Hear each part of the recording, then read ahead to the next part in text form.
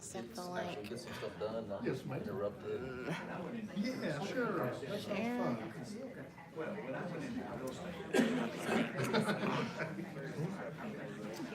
That's Travis. Yeah, Gail Sprinkle. Yes. Yeah. I don't want to take on Peter too. Yeah, I was with you before.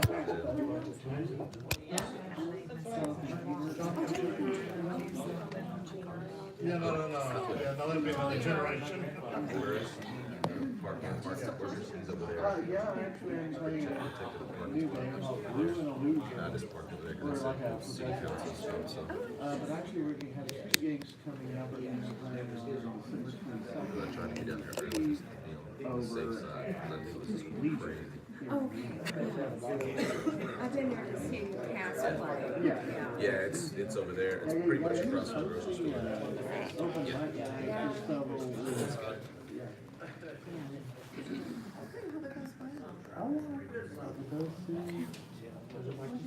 That's great. already have a spot.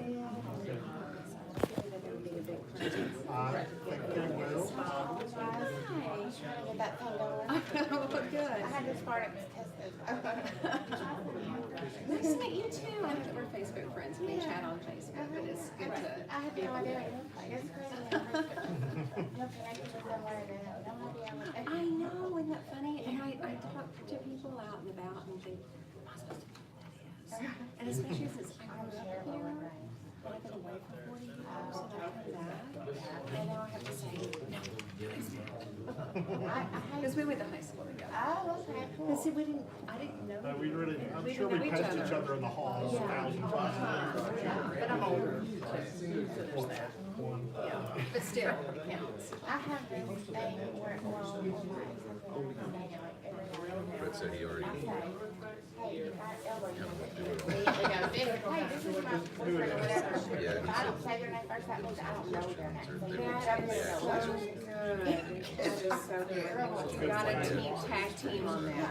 There was some Facebook post on some page that said if you could like live on an island, what would be your number one rule? And I was like, everyone has their name tags. I love name tags. I'm with you. I'm terrible.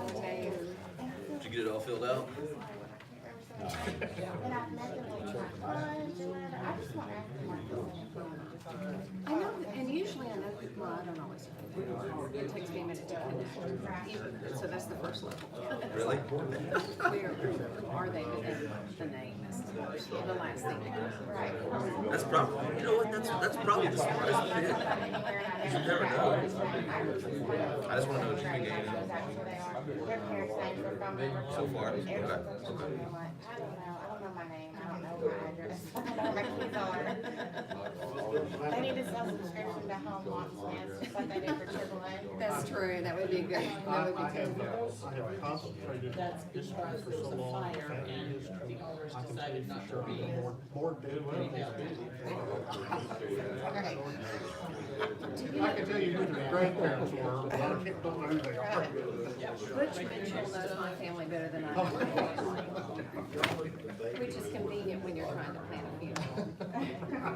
Yes, sir. He does, he went to school with my cousin and grew up at my cousin's house. Okay. I just have a privilege around here, but sitting next to you on your own. Scott got that message really, we were out in the house and our house hunting, and I was like, my sister was with me, I was at the park. And he's like, why are you this? He learned, and he Toby got that message too from Andrea when they moved to I can't tell you. Really, 614. Yeah, I know. Well, working we go. Over here, it's been known If it's too quiet, it's that's why she's so old that it can't be too noisy, because it can hear each other. It wasn't when I walked in, but I got here early. I was afraid all the parking was gonna be crazy, so I got here early. That is probably true. That is true. And so I just saw it last night. She went back to Well, she wanted to hear from the parade, and then she found out about this.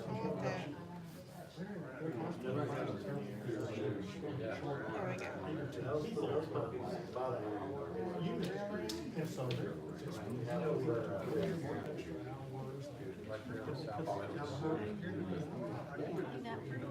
That's what I told him. That's what I told him.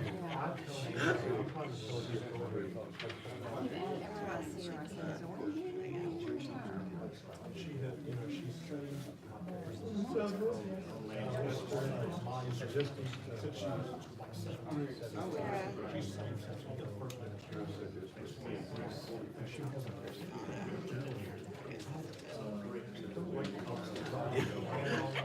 Just a little.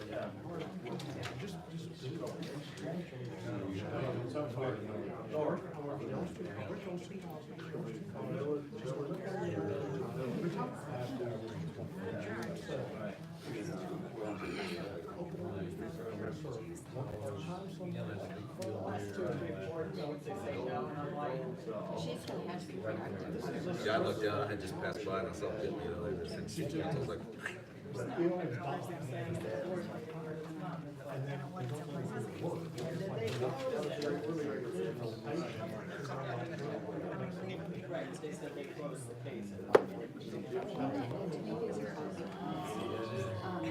think there is actually. It might take a little bit of time to get down here. Yeah, they've got to.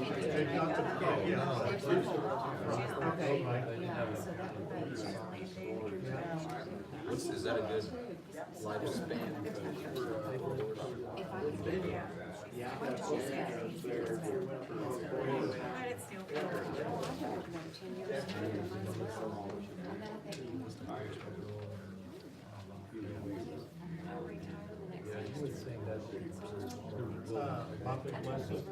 My big lesson was, my dad. The only one I heard about when I first showed me up there was the girl or something in Dallas. School department got hold of him. He was Like he anybody? never got to. He could have worked at Chase for 37 years. He still didn't want to say. So, the minute I can draw one of these out, I'm supposed to do it. I'm drawing.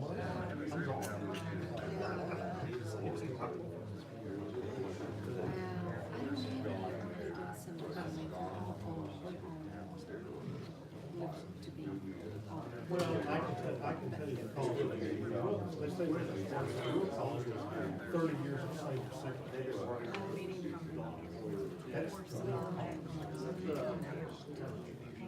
My brother was a Navy pilot for 27 years. He had over 2,000 carrier landings and takeoffs, which one time was the Navy record made so big. 266 missions over North Vietnam. Camel cigarettes killed him. Packs of unfiltered Camel. By the way, I have a complaint. The last estate sale I went to a year, that roach clip I bought had a protective handle on it. I was wondering if I might get my money back. You're holding it too tight. I'm afraid you're going to take it away from you. I know what you're doing.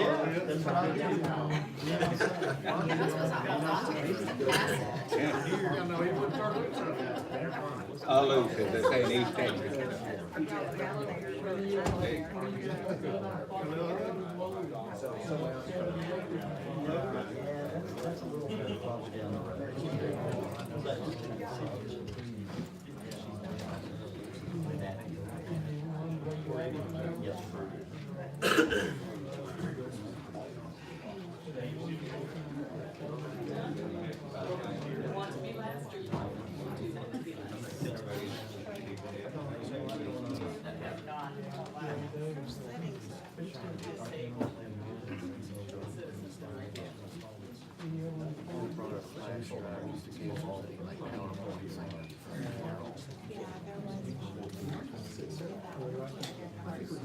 Got these great pictures. Yeah. That was about both the sports part. This is our library.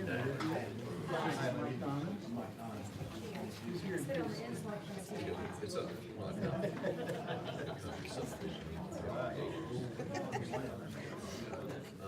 Shady Grove, 4108.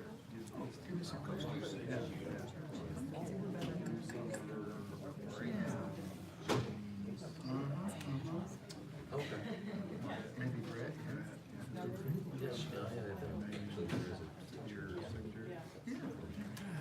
Okay, I have I'm sorry, I'm thinking about, yes, but.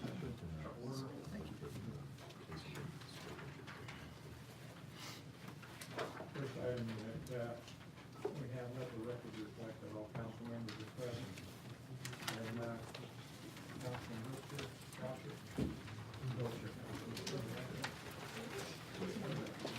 We'll give the invitation, and we'll have some pledge of allegiance. Let us pray. Our dear Heavenly Father, we come before you tonight, and first of all, we give you all the praise and all the thanks for the many blessings that you have bestowed on our country and on this city. Lord, we ask for wisdom, discernment, and the power tonight to make the right decisions. In the words of George H.W. Bush, who said, "There is nothing more fulfilling than to serve your country and your fellow citizens and to do it well." And that's what our system of self-government depends on. Lord, we ask that you be with each one of us tonight and that you help us to do it well. We give you and your Son all the praise and all the glory, and thank you for the hope of all the world that rests within your Son. It's in his precious name we pray. Amen. Amen. I pledge allegiance to the flag of the United States of America and to the republic for which it stands, one nation, under God, indivisible, with liberty and justice for all.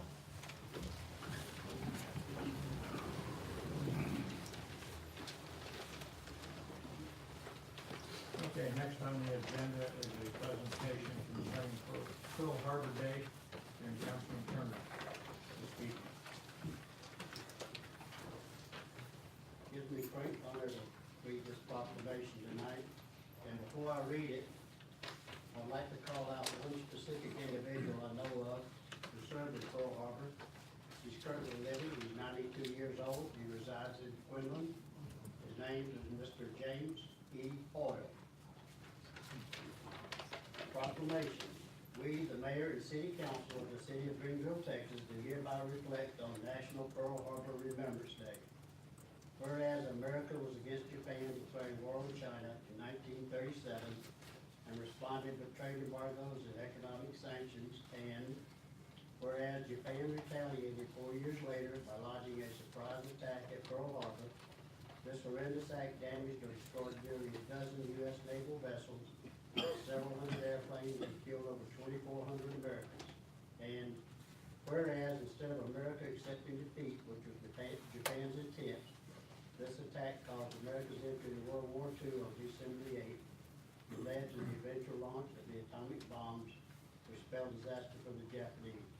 And whereas the United States Congress subsequently designated December the 7th of each year as National Pearl Harbor Remembrance Day in 1994, and now, therefore, we strongly encourage all Americans to always recognize and appreciate the sacrifices of those who have served and continue to serve. Thank you. Next item is item 5, citizens to be heard. Citizens are invited to address the council on topics not already scheduled for public hearing. If you haven't already completed a citizen's comment card, please do so and give it to the city secretary. Speakers will be limited to 3 minutes and should conduct themselves in a civil manner. The city council cannot take action on items not listed on the agenda in accordance with the Texas Open Meeting Act. Concerns will be addressed by the city staff. They may be placed on future agenda items or addressed by some other person of response. Well, mine's gonna be under the, item 7, can I speak That's under? not a public It's hearing. not a Oh, it's not a public hearing, okay, I'll be more than happy to speak now, then, thank you. Thank you, council and mayor, for allowing us the opportunity to speak to you this evening, and express concerns that we might have. We appreciate the work that y'all do for the community. Regarding the purchase of the old Safeway building, It's obvious to say, but there are at least two outcomes that could come to pass on this issue. Of course, the city might decide to pass on the deal and instead allow the private marketplace to decide the future of the building. For a commercial property, it really hasn't been vacant that long. Tuscan Slice has been vacant for longer. The Bel Air, Shimardy's building, the Save-A-Lot buildings, probably dozens more of the city have been vacant longer. And yet I don't see anybody jumping up and down that these buildings should be immediately repurposed or torn down. So it doesn't seem logical that this is your real reason for wanting this certain proposal. Certainly even with the issues that the Safeway building might have, and I've seen some of the pictures and descriptions, but even so, it could be brought back up to standards as a grocery store for probably 1/10 the cost of converting it to city office space. And what if we were lucky enough that it were a grocery store again? When a private party would own it, they would be paying ad valorem taxes to the city, collecting sales taxes for the city, paying for electricity and water to the city, employing dozens of people, and being an asset to the betterment of North Greenville, which we badly need a neighborhood grocery on this side of town. On the other hand, you could proceed with the plans to convert it to office space. There's no doubt it can be done, but by your own figures, it will cost more per square foot than the Paul Matthews building did, if some of you remember that project. And what would be the result if you did bring this to completion? I'm sure you can make it a nice space for city employees, along with new furnishings, new office equipment, which I don't believe any of that has been mentioned in your cost analysis. And then you would have a lot of empty office space in this building. One has to wonder, is this the real reason you're proposing this? To create vacant space here? Why do you want empty space here? Are you planning a big hiring spree soon? If so, how much is that gonna cost? If you're not hiring new staff, why do you need the vacant office space? What's boiling underneath the surface of this deal is causing this bubble of a project to come to the surface? I don't know what it is. I'm not sure the council knows all the background on what you're planning. I don't think the department heads know it. Many board chairmen don't know it. Apparently your own tourist board doesn't know it. Now, it may be a good reason, but it should not be a secret. The public needs to know the whole story before this vote is taken. Otherwise, we just say no. Thank you. Wait a minute, no. Go ahead, Greg. Well, I'm not responding to Mr. Brad because that's not good. But there are some things You I wanna wait? pardon me, You wanna I wait? can talk now, you Go can ahead. talk whatever you like to do. Go ahead. This isn't a response to you, Milton. I understand I understand what you said. I want to make a statement, and I'm not going to apologize for what I'm going to say because it's exactly the way I feel. Tip O'Neill, the past Speaker of the House, once said all politics are local. He certainly knew what he was talking about because some of our cities are filled with the same vitriol we see nationally. There is no respect in our culture, locally or nationally. When we disagree, too often the argument turns personal, becomes slanderous, humiliating, even irrational. Some people lie and make up lies. The rhetoric that we see is shameful and it's often ridiculous. And yes, I'm talking about Facebook and the issues that occurred this past week. The first was rescheduling issue that the weather guessers and city staff nailed. They got it just right. There was a torrential downpour last Friday night at 6 o'clock, and it rained all night. With regard to rescheduling, do you really think, do people really think the city just picked the day out of a hat? After carefully considering all the alternatives which were detailed in the banner, they selected tonight, even though it's a school night, even though there's a council meeting, and I think they made the best decision possible. Yet on Facebook and calls to city staff, you thought the world was going to come to an end. The second issue involves a possible purchase of what I'll call the Safeway building next door. It's a sensitive issue because the property has more value to the city than any other entity. Even if we did nothing but making a park During the process, we received comparable pricing regarding similar properties in downtown and other areas. And yes, I was surprised by the price. And would I have negotiated the price that we came to differently? Probably, but that doesn't mean the negotiations were wrong. The city council discussed this on multiple occasions in executive session, and not one, and let me repeat that, not one council member objected to moving forward with this purchase. It was never considered to be controversial. There was never any discussion about hiding it from the public. One council member asked and was advised by the city attorney when it could be discussed publicly. Everything that happened was transparent and seemed routine. When the agenda was posted on Friday, the Facebook storm that ensued was cowardly and despicable. The council was accused of withholding information from the public and not allowing enough time for public input. When you purchase a home, you don't publish your bid on Facebook or the newspaper. I want to give you a sample of some of the diatribes that ensued on this post. To the person that implied my brother or my brother-in-law or maybe a friend was getting a kickback, well, I do have a brother in Stillwater, Oklahoma. He probably doesn't even know I serve on the city council, and I can assure you he doesn't care. One person who can't spell, or write a coherent sentence wants the mayor to resign over this. That same person has slandered me personally, claiming the city purchased and then gave me the Omnisys building.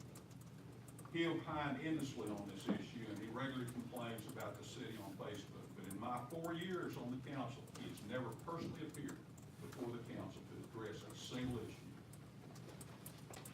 One person who presided over whatever is going on at ISD, and I might add, resigned when it got too hot to quit kitchen, questioned the integrity of the chairman of the board of development, but didn't even have the courage to say his name. One person complained the city was ignoring city streets, but the newspaper neglected to report an item on the same agenda for upgrading Sale that we just heard in work session and the remaining portion of Stonewall Street south of Joe Ramsey. I guess that's because positive news just doesn't sell newspapers. The newspaper also reported they contacted every member of the council regarding this issue, but could only reach one council member. Well, I can tell you, they never reached out to me for any comment whatsoever. In the past 4 years, among many things, the council has absorbed a $2.6 million bond for significant street improvements without increasing taxes. The amortization on that bond was going to increase the tax rate 6 cents. Every council member that was serving on this council at that time voted to keep the tax rate the same, to amortize the cost of those bonds through the budget. The council, a couple of years ago, reviewed and subsequently scaled back the Cadillac healthcare plan that saved the city and GUS over $1 million annually. It wasn't popular with employees, but health insurance costs were escalating to cost both of those entities over almost $5 million a year. It had to happen, had to be scaled back. Recently, we implemented a plan to get older, rundown properties back on the tax roll. Also with a public-private partnership to mow and clean up unkept lots. The Board of Development has been outstanding. They've recruited numerous commercial and retail businesses which are transforming our city. And most recently, this council, working as a team, adopted a tax rate below the effective rate, which simply means if your city taxes were $100 last year, they should be $100 or less this year.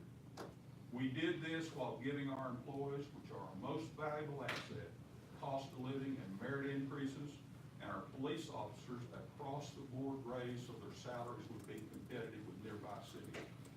Not one person called or texted me to say a job well done. And I haven't asked, but I'm sure other council members would report the same. That was going on. We were cutting taxes while other entities in this city were reducing the tax rate in a shell game, but increasing taxes because the appraisal went up so far. And I don't know that anybody roasted them on Facebook or protested their meetings. I'm proud of what this council has accomplished under Mayor Grimes' leadership. I don't always agree, but we're never disagreeable. Our council, we're very respectful of each other. I'm very proud of the city staff. We have an excellent new city manager. She's very bright. The culture has changed. There's a positive vibe. Summer Spurlock and her staff, if they're given a chance in Greenville will be better for it. With all these accomplishments, it seems like we would earn some respect, just respect, simple respect from the citizens, that the council might get a little credit, that we're not just a public whipping boy to be rolled out with every controversial issue. The old Safeway building someday might become headquarters or a training center for our fire department. I don't know if you've ever visited where our headquarters are. The conditions are terrible, and there's no training area. It could be used for other issues, the way a city grows. The argument that there's plenty of space in town for city's offices is frankly, it's ridiculous, I can tell you. As my business grew, I expanded into 3 adjacent buildings in the same business park. It's expensive and it's very inefficient. Nobody on Facebook mentioned the subjective value of cleaning up an eyesore in downtown. If nothing else, just to create parking. And I can tell you, I don't think anybody will ever come in. I will disagree with Milton on that. I don't think anybody will ever come in and renovate that building. It's a tear down. It's in terrible condition. I won't go into the details, but it's not. Last night I attended the concert. Even with a sparse crowd, we need more parking, especially for the GMO. When I mentioned the cowardly Facebook forum, a friend replied, it comes with the territory. Well, excuse me, that's unadulterated BS. When you impinge my integrity and the integrity of this council, when you question the dedication and intelligence of city staff, when you can't think of a single positive, when you call the city staff corrupt over a rescheduling issue, when you can't disagree on a simple issue without denigrating and issuing personal attacks, well, the word sick comes to my mind. Whatever happened to graceful discourse? Living and locating my business was a choice for me, and I'm sure it's a choice for everyone on this council. I've never seen a hint of anything unscrupulous here. It's embarrassing to even talk about it. Most of us love it and serve because we want the very best for our city. When I vote, it's not what's best for my constituents in place 1. It's always what's best for the city of Greenville, and I believe every council member does that. Most issues aren't black and white here, folks.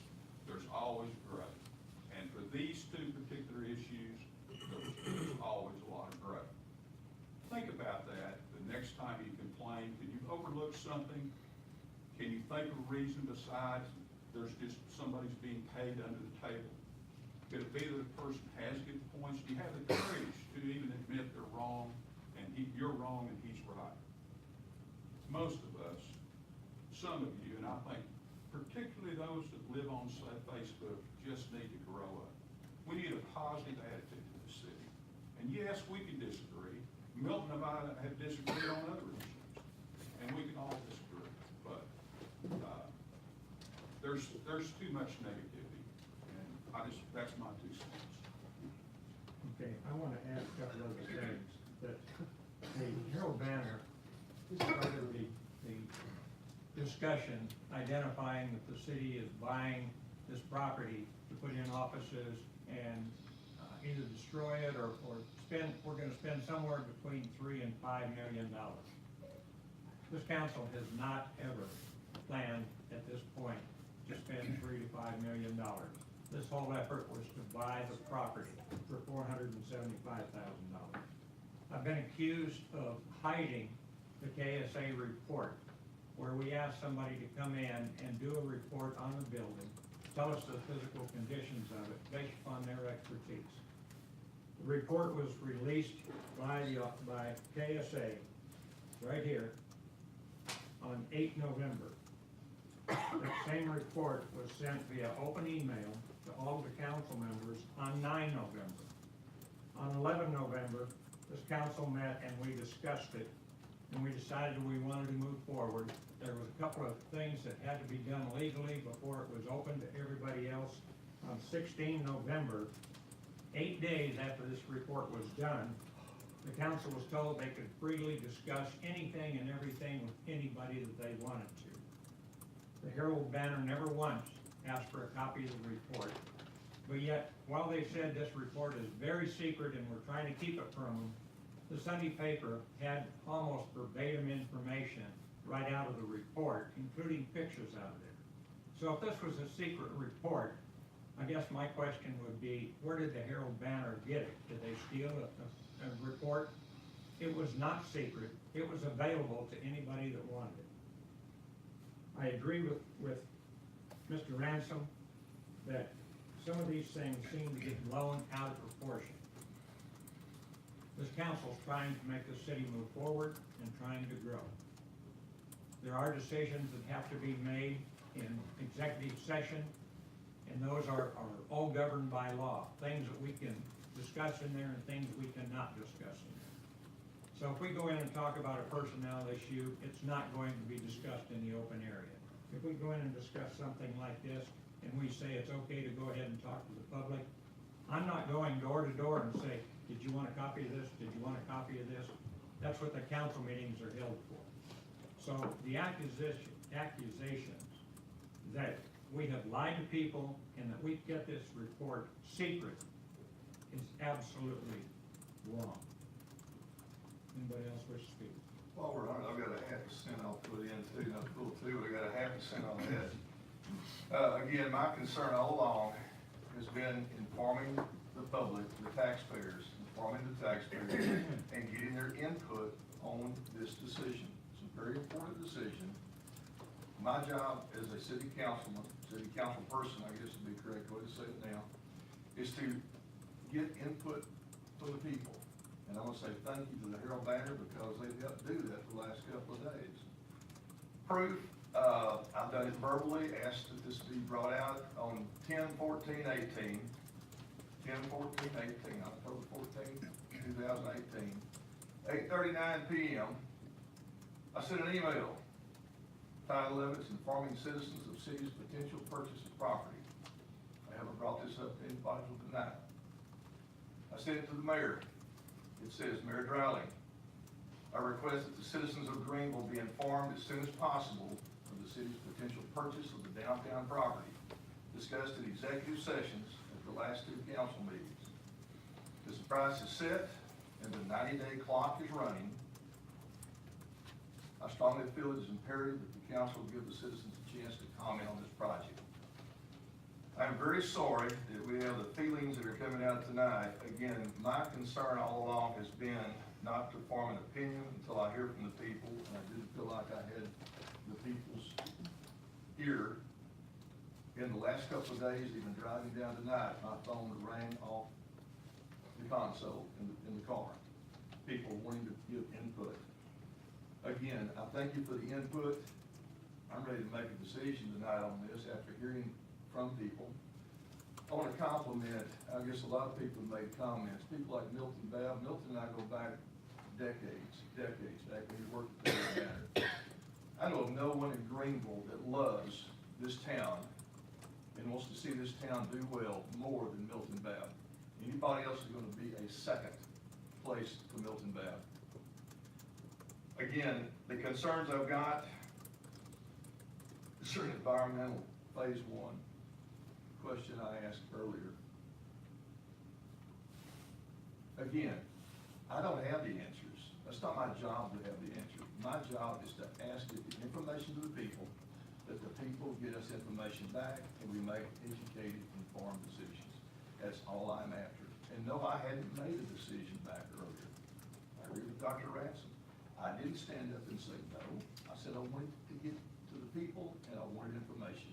Once that 90-day contract locked in the price, I saw no reason not to go to the people. And I won't repeat the rest of that meeting that took place tonight that I brought this up that led to the decision to let us talk to the people. That's all I've got to say. Any other council members want to speak? I do, but I'm gonna wait, cause I need to talk to a lawyer before I say what I would like to say.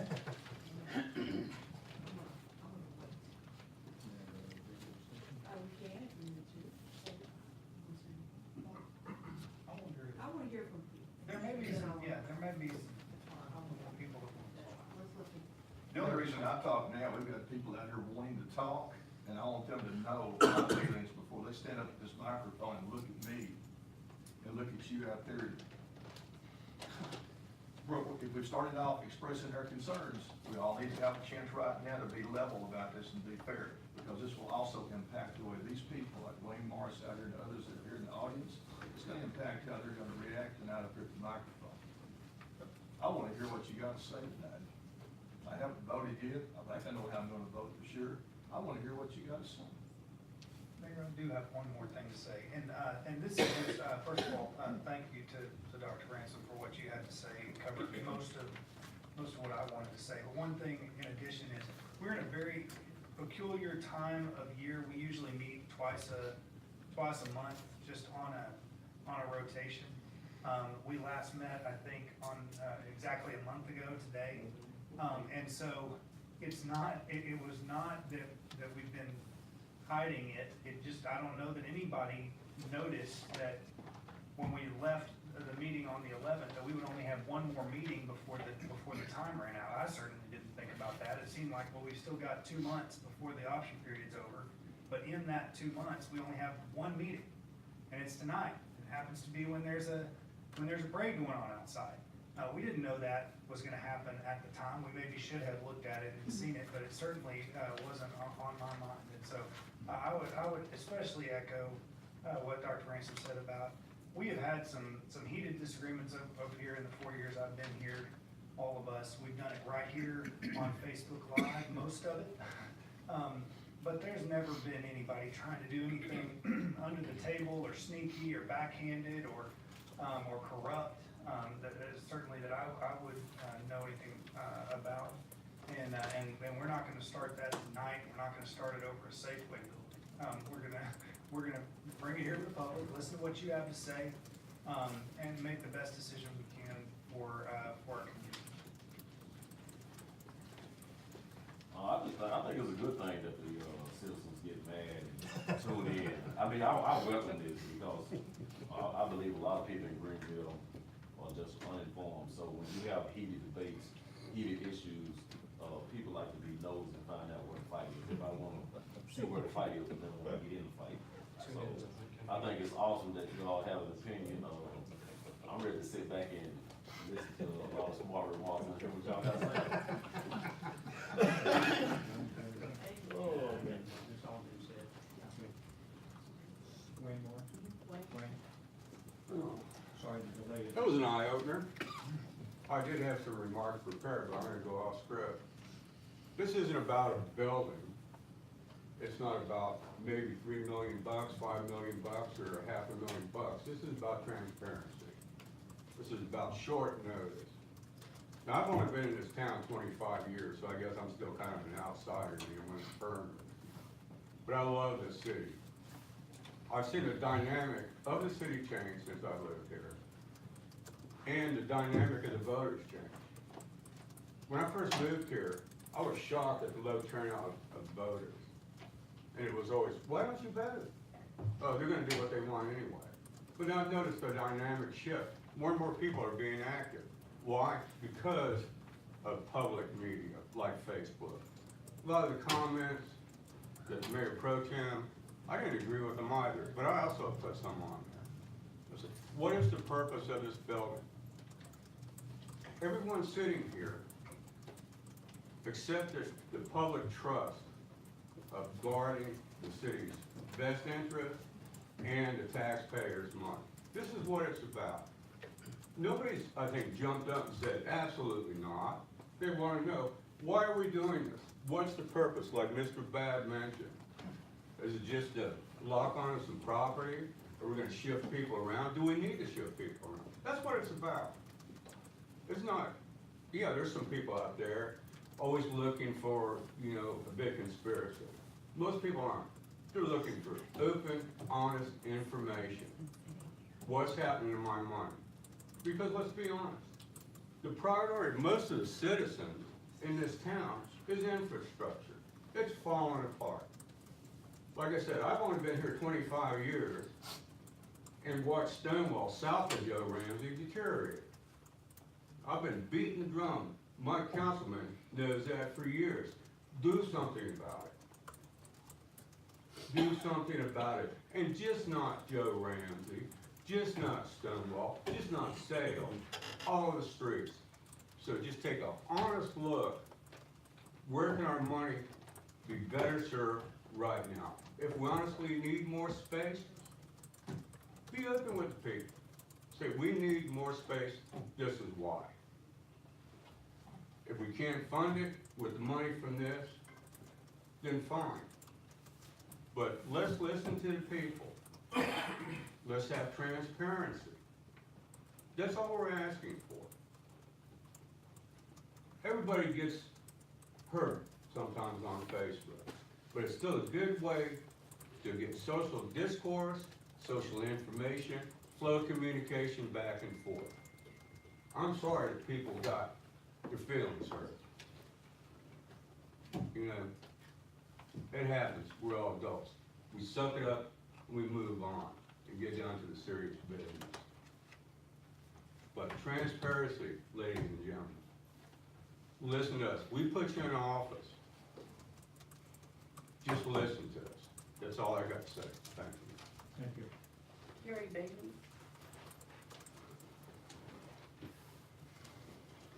And when you come up, I'm sorry, I should have said this earlier, we need your name and address for the record. I'm Gary Bailey, 111 Cherokee, Greenville, Texas. You know, I was just listening to the city council a while ago after the sports gentleman spoke, you know, and it just seemed like to me that the city council was taking it personally for what, you know, what he said. You know, I'm sorry the council's taking it that way, but you gotta look at it on our point too. You know, I know y'all are taxpayers also, but you know, you guys and ladies make the decision for the city. But as taxpayers, when we have problems with spending some money, especially that kind of money, you know, you gotta see our point. You know, we see this in the newspaper Sunday, you know, and think that, okay, where did this come from? You know, I'm against buying that building over there. You know, I've been upstairs in this building. You got the auditorium up there. Why can't the city council move upstairs with a better sound system and more seating where you can get the people out in the hall inside the room, and make this an office for somebody else that needs it. You know, I know it's an administration going to move over to that building if you decide to buy it, you know, but I'm against the city buying that building, and, you know, so that's all I have to say. Thank you. Thank you very much. Gail Sprinkle.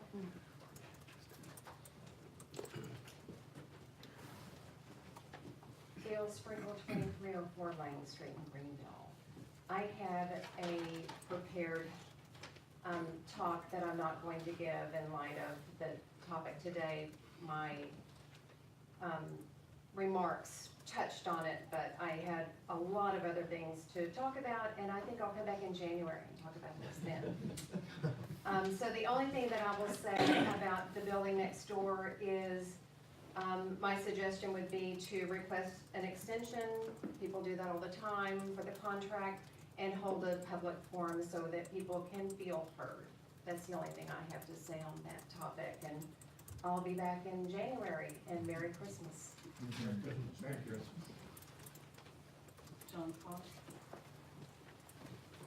John Clark, 8705 Westley. I've called Greenville my home for more than 57 years. I'm 83 years old, I still work six and a half days a week. And what you're seeing, you're taking certainly is a cumulative thing. This anger is not something that happened just over there. This anger has built up from taxpayers like me over years of refilled in swimming pools. Station number 3 over there that started leaking before they even got, even moved in. The new station 1.3 million. Think what kind of a house you can build in Greenville, Texas for 1.3 million. It's a simple metal building. So this is Sales Street. You know, they built it 6 months later, it came apart. So this anger that you're seeing, this is not just for tonight. It's not an immediate thing. This anger is a pent-up thing that people have grown. You have inherited the Paul Matthews building, classic example. We beat it to death. This is something that you people have inherited. It's not something you started. I mean, some of you probably didn't even live in Greenville when you know. But it's so far it's cost us $9.3 million. We still owe over $4 million on it, and it doesn't even belong to us. So this is the sort of thing that makes people angry. It's not that they're attacking you. People are angry at the system and their personal deals. As for me, it takes almost all my Social Security just to pay my property taxes, but I pay them. There's a lot of things, but the main thing that I am fearful of, and the thing I think we need to dedicate ourselves to, is the elimination of debt. We owe $4 million or more on the Paul Matthews bill. We owe the state over $4 million on the debacle of the sales tax. Let's try to address those issues. Let's get rid of that debt. You know, when debt is a prison, you get up every morning, it's just like those bars sitting in front of you. You can't escape it. You're not working for yourself. You're not working positive. You can think of nothing else except that debt. So let's address the debt. That's the thing that bothers me the most. And it's you know, it could be worse. Y'all could have tried to buy the old Cadillac Hotel. You know, that's and like these 3 swimming pools that have been filled in, I got you. If you come up and say that you're gonna fill in number 4 and number 5 reservoir, I mean, you know, then we got reason to be panicky. But anyway, that's about it. We beat a lot of this stuff to death, but like I say, don't think that this is something that's just happening right now.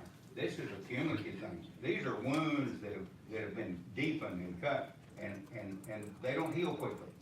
And so people like me, we flare up because I'm tired of paying taxes. Anybody said, "Oh, I don't mind paying my fair share of taxes," they're a lying dog. Everybody hates paying taxes. That's all I got. Thank you very much. Anybody else wish to speak? Dwayne? Dwayne made 5 Greenville Place. I didn't plan to speak, however, I would like to say from a business standpoint, I think the city's paying too much for that building. It's a 70-year-old warehouse sitting over there. The reason I know that it's about that old is I used to work for Safeway when they moved down south. The building was there and they shuttered it shortly thereafter. That building over there was looked at about 20 years ago and had asbestos in it. I know the city, or I don't think the city's done a phase 1 environmental study. You're gonna have an abatement cost added to the demolishment of that building. You can walk around and see it's unsalvageable. So really, is all that property is worth over there, in my opinion, is parking lot. And parking lot, on the tax roll, it's about $500,000. And the owner will get tired of sitting there paying the taxes on $500,000, I can assure you. Let that building sit there for a while and you get it for a song. It's worth about $100,000. Then you got to pay for the demolition and everything else. Thank you. Thank you. Anybody else wish to speak? Not the public. Anybody else in public? Okay. John? Yeah, I got a %, always, also. I have no anger or animosity towards anyone. My phone, my laptop here, my personal laptop has blown up since Herald-Banner hit stands. I have no animosity towards Herald-Banner. I thank them immensely. They've done me a great service over the years. However, as the mayor said, they did put a lot of stuff in there that they had from the KSA report. So it could have been put in there a lot sooner than day for yesterday, or whatever, Sunday, okay. So, no, I'm not angered at anyone. A lot of people seem to be angered at me though, and I don't know what I did wrong. As soon as it was made available to us, I put the word out to people, we were gonna put that. We were thinking about. But the only thing I've heard is, not only no, but no. So, I didn't hear any questions about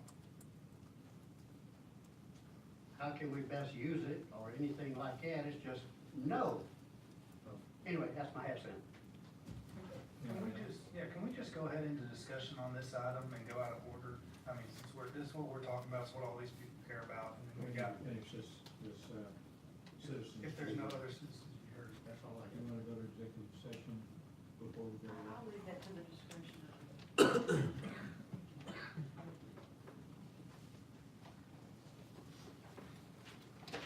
First, you'd like to do this question. I would too. I would too. I'm not gonna speak till we go into executive. Just go with Dana, you shut her off if she gets into something she shouldn't. It is 6:45, and at this time, we're gonna go into executive session.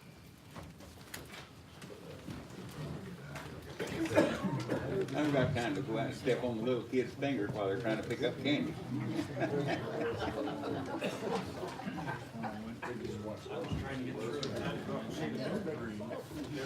At least we don't have the horses in front of the parade anymore. John, I didn't say you could just get the rest As George said, the recent feeling of being positioned, I wonder what happened to citizens being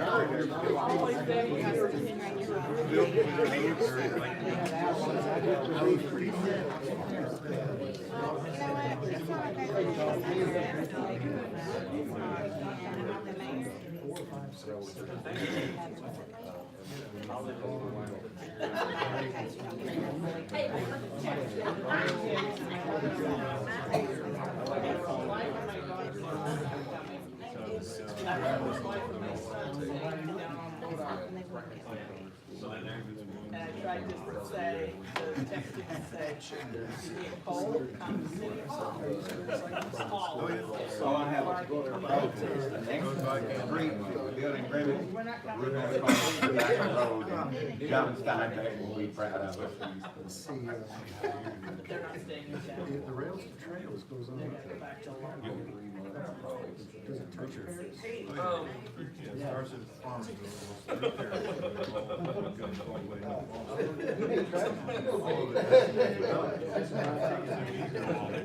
Substantial section. If you're on a road bike and you could drive to Paris. I didn't even know what was going on. Yeah, there's an asphalt section. I knew yesterday. I found out about And once the you building get next past door on the radio. you get into What, I only found out about It's this time of year. We always.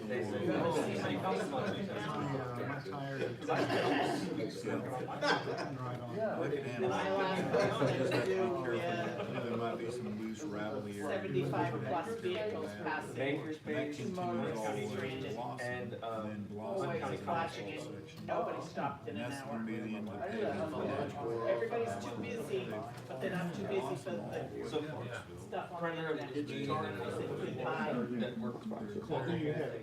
And that's really good out what they said. They are, they'll eventually get into it. Accepted as a part of it. 25 years is like that. Well, yeah, that's true, but it's the same, I grew up in Northwest Florida, so those who've been here 100 years. Yeah, unless you're, if you can count how different the cousins are, you don't really think. 28 might be. Oh, no, I but I do appreciate that. There's, No, Godzilla is the same height as the city skate rink, and so there's a bunch of lights in it, stuff like that. Years ago. Scare fight. We had people down there 4 inches. protesting. I was trying And to I outlet the steakhouse. I voted for And then 2 inches. as neighbors. That's so, they're gonna do what they want anyway. It's a mini road. John Clark It's said like a mini road. very Nice insightful. crowd back It's there. not just about this, it is built up over these things. And contrary to Now what from Mr. Paris to Rock. I broke the rule there, I'm sitting on reserve for the media. What the heck? It's just like, here we go. That's why I went off script. I'm much more eloquent. You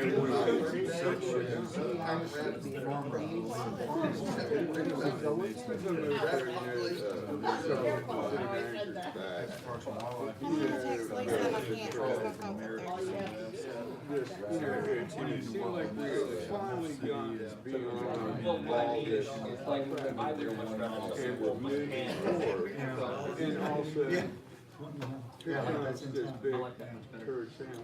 That's kind of how it works. They have all the trails. There's a time city, and a chamber, and a county, everybody was working well together, and I'm trying to CEO and We his have family. different rail bank It's just agencies. about opposite You control. know, Jerry made a minute point. Nobody got up and raised Cain about the county. You know, that shows what a cowardly approach they did. They say, you know, I was served on the tax appraisal board and the executive board for 10 years with the chairman of eight of those 10 years. Well, I know about this taxation stuff, yeah. But anyway, nobody went up and they raised it within a few hundredths of a point within the rollback. But they knew that young well, and that was a more cowardly act by far than what they're doing here, in my opinion, by far. I don't even think it's the point of, We've gotten a few, you know, it's just, text dot grants as well. you know, okay, what are you gonna, Yeah. like, you brought, I mean, you already know how it was brought up. Ultimately federal money. Is there a massive hiring feature, or are we just gonna trade? Yeah. Well, I've always said, and I've That's said how it we're in doing front it, of the we just council do several grant by times. grant, piece by piece, you know. When you're deciding an issue like this, ask yourself this question. If this was my money, would I spend it for this? If you can't unequivocally answer yes or hell yes, then don't do it. And that's a good rule. Well, because it's your money. Yeah. It's not my money. You know, like, what was it years ago? You know, million here, million there. You know, pretty soon we're talking about. Everett Turk segment, Senate majority leader. Got 50. And I don't see people raising hand about that. Inordinate amount of money. It's asking me for a code, but I don't know where to put it. All that money they wasted out of old Graham Park out over. Oh my gosh. I could have done it for $250,000. Oil sand. Well, that's use the sports park or anything. Probably closer to here. Well, you know, but, that's one thing So it's a combination of Harris's section, oil sand, how long is that, 9 These people that don't even live here, like they had a soccer team coming to walk here for years.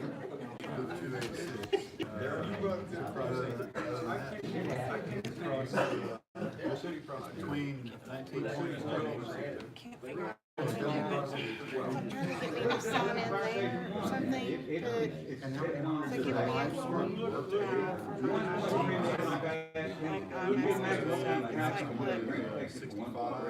gives me a verification, but then it doesn't give me anywhere to put it. So, it says allow or don't allow, and I say allow, and it says, okay, enter this code. And then I tell it, okay, and then I know where to put it. So, I don't know, I think it's working. Last bitch when you died, is that right, Matt? So were you using that route? A lot of that route is actually on track.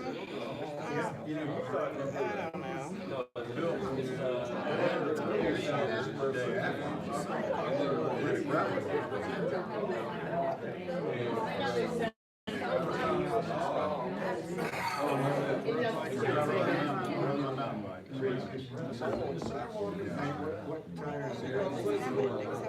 Every time? I-25. That's a nice car. It's not too narrow. I walk in my frame.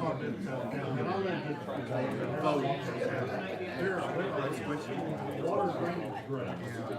Like up on the side, not the one in the street. Keep them, the water's gonna come down up in there. I feel better.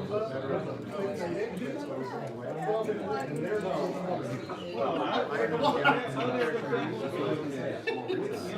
No, it's not. Oh, yeah, we can set it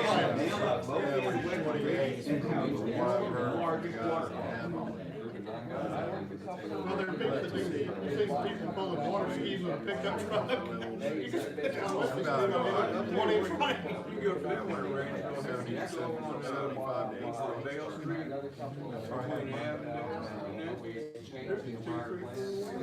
This is my first winter. And don't get me going on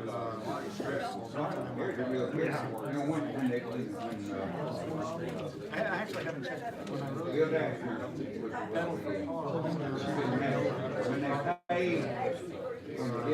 They supposed to have 14-inch compacted rock. They even have. That's good enough. I'm looking on it. No, really mind raising that pretty bad is only 35 and 40. Yes, they have.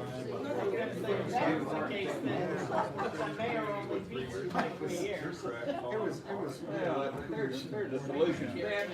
We can drive on the sidewalks and let folks walk in the road. I mean, Well, you can't drive on the sidewalk. yeah, you can, motorcycle. That's where I, They got mailboxes in the middle. no, that's where us motorcyclists, Yeah, you gotta get off the rules. that's where us motorcyclists come in. Start out, get comfortable. And I knew that before I started, but it would register when I was getting my. It didn't register. I thought, you have done it. By the way, Ransom, you exceeded your 3 minutes.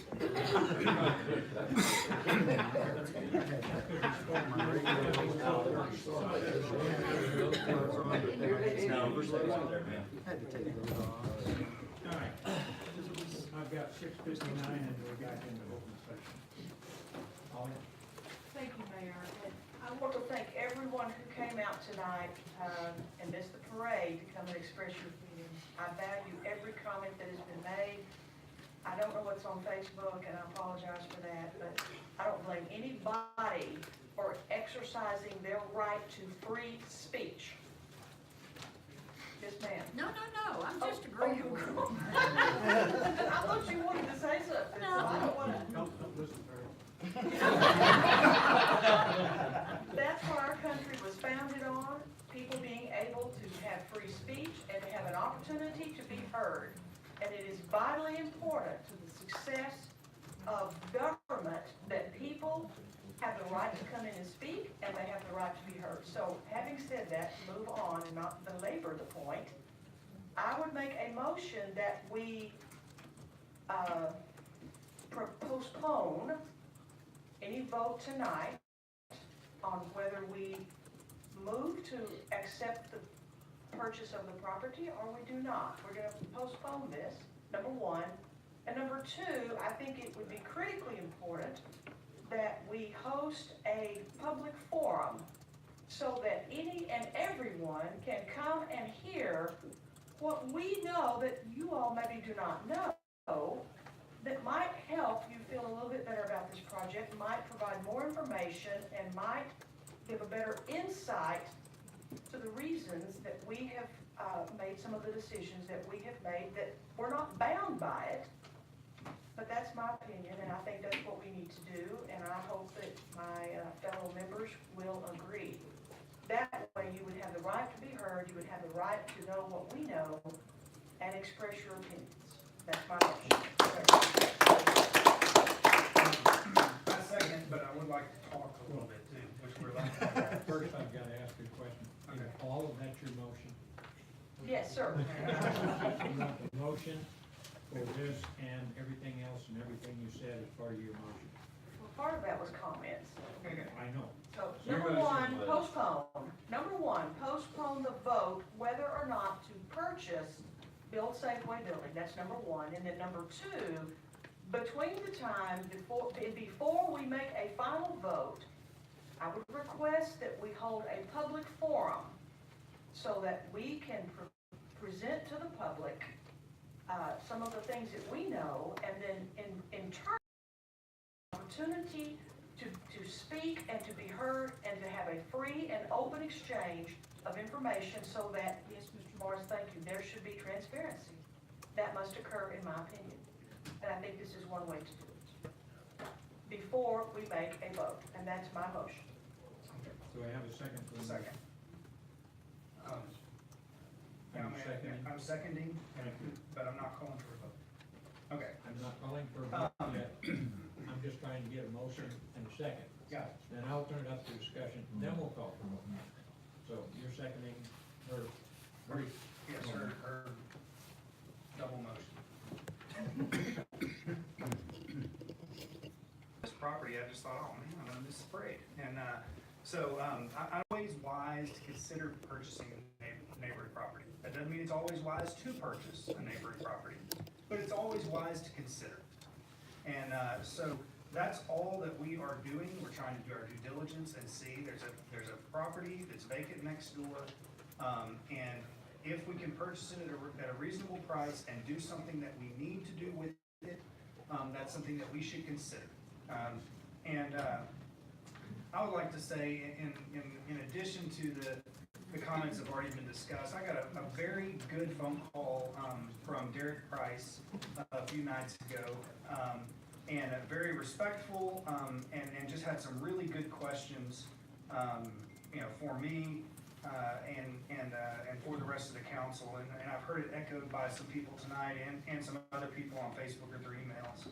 And one of the things he said is, why are we buying it? What's the plan? Do you have a plan for what you're going to do with it, or are you buying it just to buy it? And I said, well, part of it is, like I said, it's always good to look at available property next door. But there are some things that I hope the city staff will elaborate tonight, and also at our public forum if we get to do that.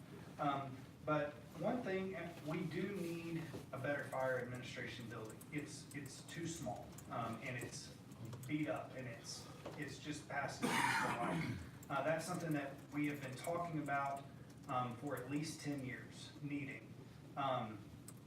Leading into that, I would say, we just built a $1.3 million fire station that did not have a fire admin building built onto it. That would have been wise for us to have planned and done that then.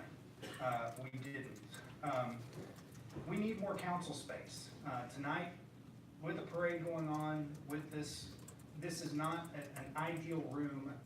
We don't need something with 1,200 seats like we have upstairs, but we need something a little bit bigger. It seems like 2 or 3 times a year we have people out in the hall and they can't even get in here to see what's going on. So we do need more council space. It'd be nice to be able to consolidate so our city staff isn't on different sides of downtown. There's no plan to do that yet. It'd be nice to have a box office in here and a better staging area for things upstairs, place to buy merchandise, concessions. I don't know if that's part of the plan, but those would be nice things to have. Doesn't mean we should spend money on it. That leads into the second question that Mr. Price says, and is if we do have the money to do a project of that scope, is this what the citizens want us to do with that money? That's a very fair question. If we do have $3.5, $5 million, whatever once again, it's not being voted on tonight, but $3.5, $5 million, $6 million, whatever it would cost to build a project of that scope, is this what the citizens would like to spend it on? The citizens have already said, we'd like a rec center in at least one vote. We've talked, since I got on council, about downtown revitalization. We've talked about needing an event center hotel. So if we had money, which we don't have money on trees, but if we had money on trees, is this the number one priority of the project? I think that's something council needs to consider.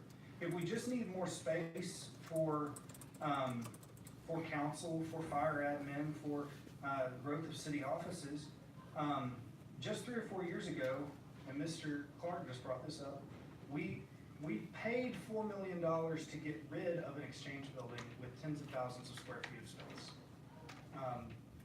We paid for it. Mr. Adams was here that night.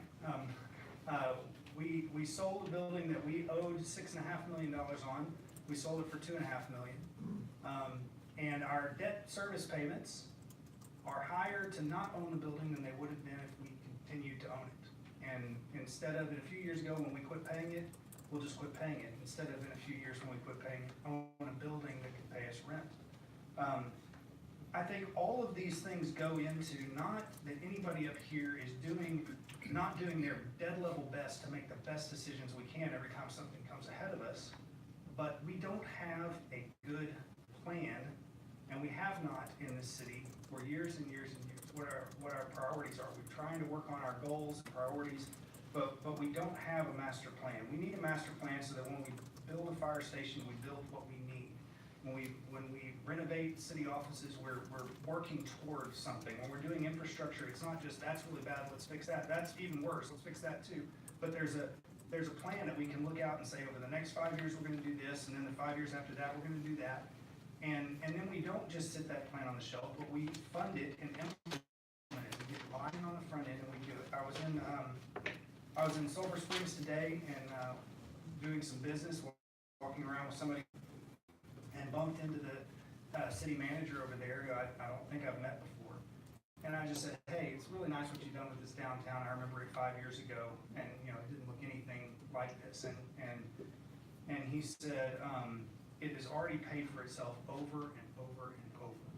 And as we left, this guy who's a longtime Sulphur Springs guy was with me. He said when they hired some consultant out of Washington State to come in and do this huge plan, and he said, well, he couldn't remember his name. He said, I don't remember his name, and I don't remember how much we paid him, but I remember when we paid him, I thought, my goodness, that's a lot of money. And he said, standing here today, it's the best money we've ever spent because we had a plan, we got buy-in from the community on what we needed and how it would work out, and then we watched it actually come to fruition. And Mr. Clark, a lot of the frustrations that you explained over the years, we have a council here that is constantly rotating with new people all the time. There's not buy-in from one administration to the next as to what we need to be doing. So we build a pool, we fill a pool. We build this, we tear it down.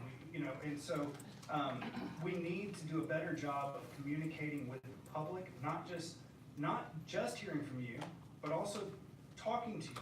Not just, hey, we bought a building, but here's why we think we need to buy this building, and get buy-in from the community to say, hey, this is why we're doing this. We're not doing it haphazard. We have a plan. Remember when we had town hall meetings and we formulated this long-term plan for what we want our community to be, whether we want to invest money on Wesley Street, or do we want to invest money on I-30? Do we want to invest money downtown? What are our priorities? That it's something that the community can buy into. So I know I'm getting a little off. I'm getting way off. But the point is, I'm sorry. The point is, we need a plan. This is a good example, a concrete example of why we need a plan, and I support it. At this point, I have a comment to make. Postponing it. One comment to make, clarify, we keep talking about fire administration.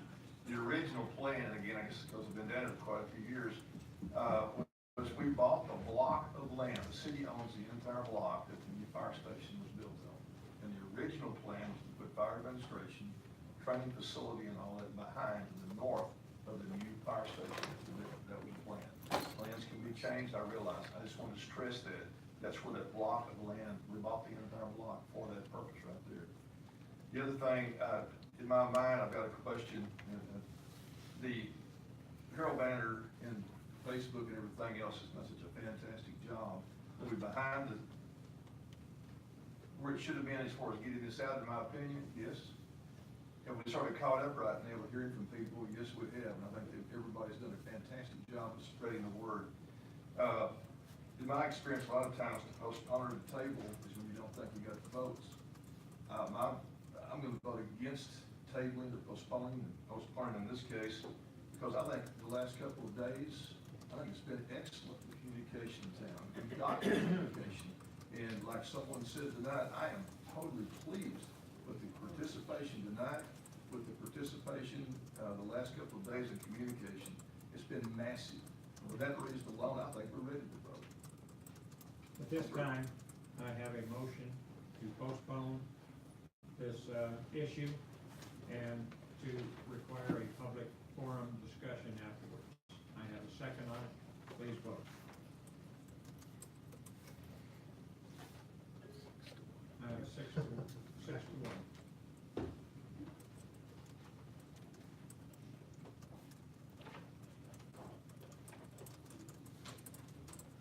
Okay, now we'll go back to the road.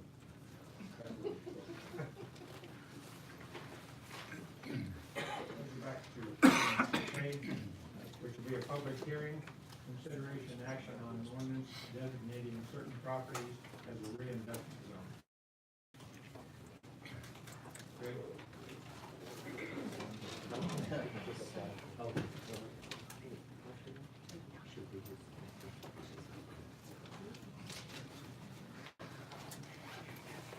Thank you, Mayor and Council. I'll be brief. No pun intended. We're here tonight to present West Rock Company, Texas West Rock, Greenville Folding Inc., proposed tax abatement for the city. And this project, we do have the plant manager here, Josh. Raise your hand. There's Josh. Rag on him. He's been here at this plant ever since, I think, Wolf City, Red River Wolf City, is that right? And since 2002. Went straight to work for the company since high school, worked his all the way up, and plant manager. So, applaud him, his family now. Anyway, this project is definitely, it's something they do internal competition with other plants in the nation. So anytime we get a chance, as far as the community is concerned, to help our local companies compete internally for business or new equipment, because every time you get new equipment, it's going to speed up efficiencies. It's going to create new jobs, new projects in the future, new business, and help retain jobs. This one is about retaining jobs and retaining this plant. And so before you is a request for a city tax payment that's been approved, recommended by the Board of Development, and also by the recommendation by the RESAC committee made up of the taxing jurisdictions. And I think it's very fair, 50% for 3 years for a piece of equipment, new equipment. State law only allows cities and counties to abate new value on the tax roll, that's all. So it's before you, thank you. Does any council member have a question for Greg? If not, I'll entertain a motion to approve as submitted. Oh, I'm sorry. I apologize. Yes, it's Public fine. hearing. Thank you, Greg. At this time, I'll open it up for everybody who wishes to speak on this.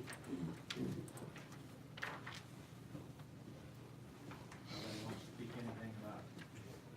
Okay, public hearing is closed. At this time, I'll entertain a motion to approve the reinvestment zone as recommended. So moved.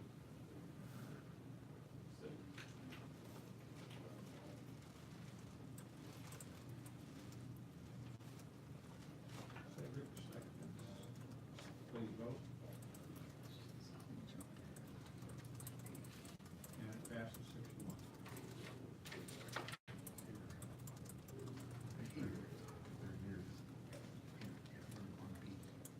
Moving item 6B, public hearing and consideration action on a resolution indicating intent to participate in tax abatement with West Rock. Same thing. Any other questions on it?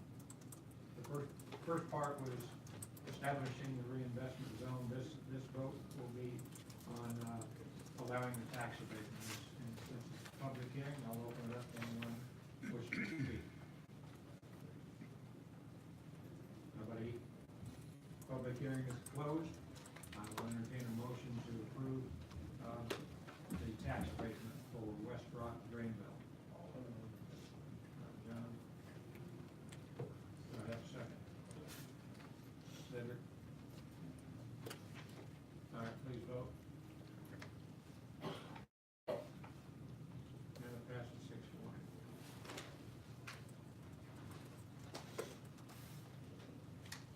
Okay, moving on to item 7A, consideration action on an ordinance authorizing the permanent retention of some stop signs. John? Mayor, City Council members, as previously discussed, at the intersection of Sale and Shelby, at-risk driving and a fair amount of accidents caused us to put up on a temporary trial basis some stop signs on Sale. It was decided that we could consider leaving those signs and to help reduce delays in driving, to look at possibly removing the stop signs on Sale at the Eastland intersection. Whereas on Shelby, Shelby represents about 15% of the traffic at that intersection. Now on Eastland, that we're considering possibly removing the signs for, the traffic there is around 4%. Represents 4% of the traffic at that intersection. So we could vote on two things: allowing the stop signs to remain on Sale at Shelby, and also possibly removing the stop signs on Sale at the Eastland intersection. If we were to do that, I would say that we have to exercise some caution at Eastland.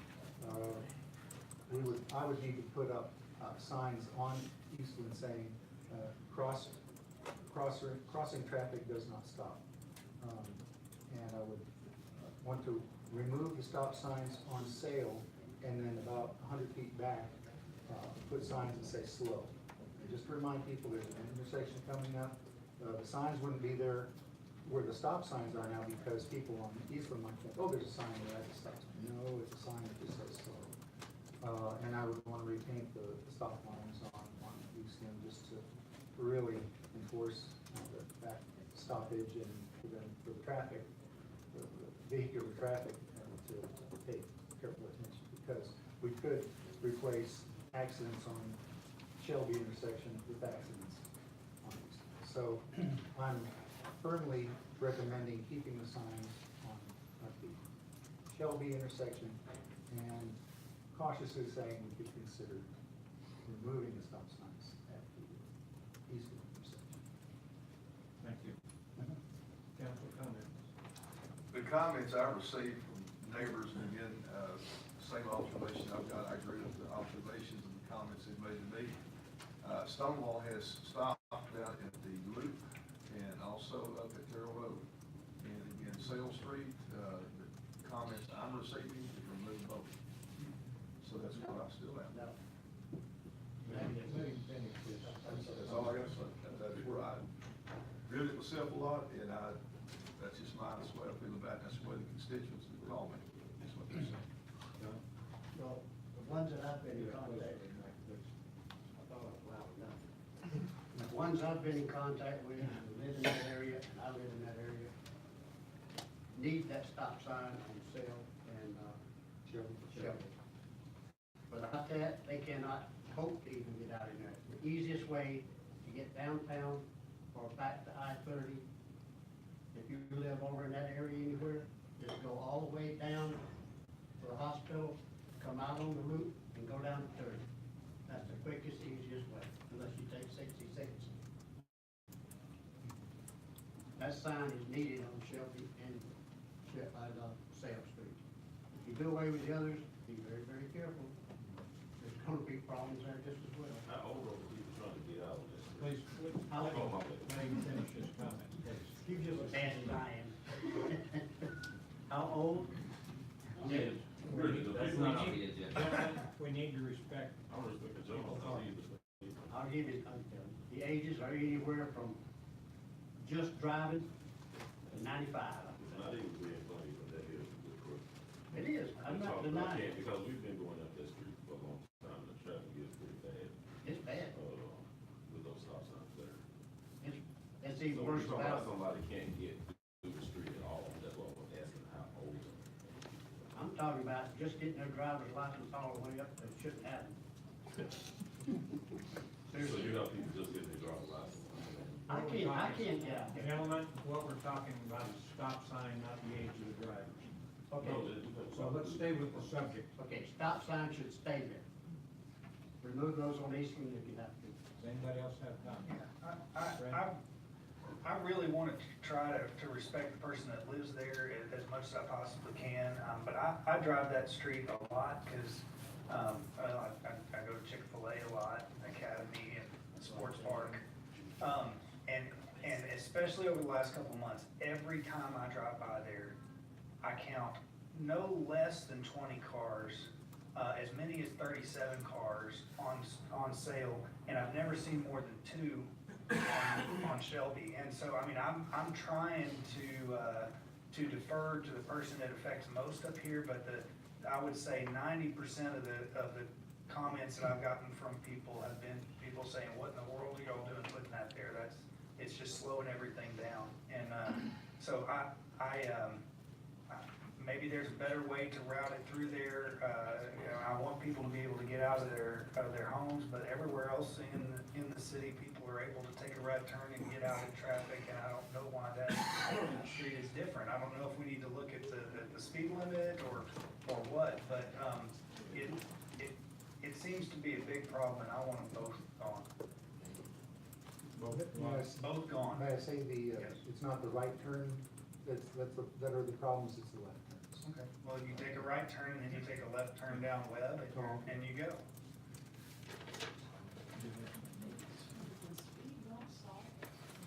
Well, No, that's against city policy to install.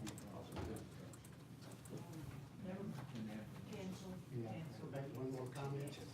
Briefly. It's not that, don't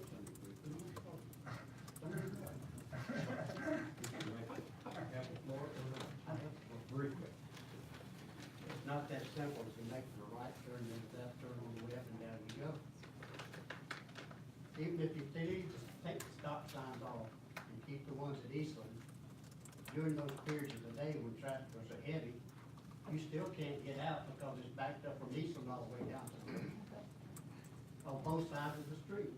So you can't make a right or left turn, you can't get on the web, you can't get out on the sale or get on the web. So it makes no difference. Getting rid of the Eastland stop sign may fix that. Are you done? Yeah, I'm done. Nothing else to say. You need it. All right. At this point, I will entertain a motion, and please identify. Jerry. I was gonna make a motion, but, Oh, please make a as a motion. compromise, I was gonna recommend that we retain the stop sign on Shelby, and that we remove the stop sign on Eastern, with the appropriate, So I have a motion. cautions that are required. Okay, I just wanted to make sure that that was in the language of the agenda. Go ahead, that's fine. So we're What I changing said. the Shelby. Yes, about the removal of the eastern sign. Yeah. Well, with the appropriate cautions that he mentioned, that it would be required north-south on site. Right, retaining the stop sign on Eastland westbound into Sale, retaining that stop sign, but Yeah. removing the stop signs on the north-south part of Sale, Mhm.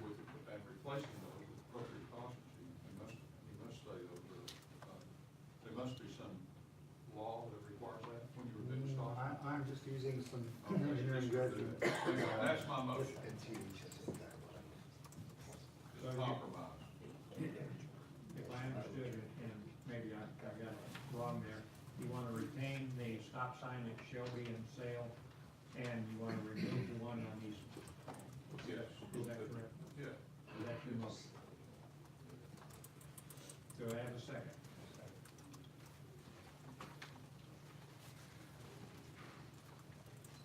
I'm sorry, John. So please vote. Sorry.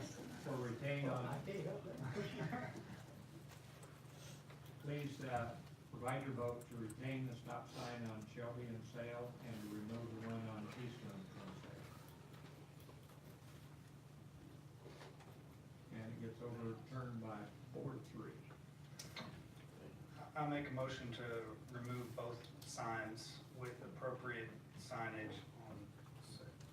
So nobody can get out. I'll second that motion. Well, are we voting 2 votes on this? Nope, we're voting one time. And His motion is to remove both sets of north-south stop signs. And replace it with the appropriate caution. Yeah, would the cautionary signage, on sale be temporary of sorts, or is it gonna be something that stays there forever and ever? On Eastland, the cautionary sign leading up to sale from Eastland, Right. where, I mean, it would stay there. I understand this, 3 months, 6 months till people realize there's no there, but does it need to stay there forever? Yeah, it's just a plaque that goes underneath the stop sign that says crossing Okay, traffic does not that's stop. yeah, that one's With a fine. double-headed arrow and it's gonna make people look. I'm talking about on sale. Oh. Or did you say there? Yeah, I said at Eastland, at that dip in Eastland, I was going to install signs that say slow about, to Okay, indicate the stop sign is slow. I think we're oversigned. I have a motion at this point, gentlemen, ladies. I have a motion to remove both signs. And a second, please vote.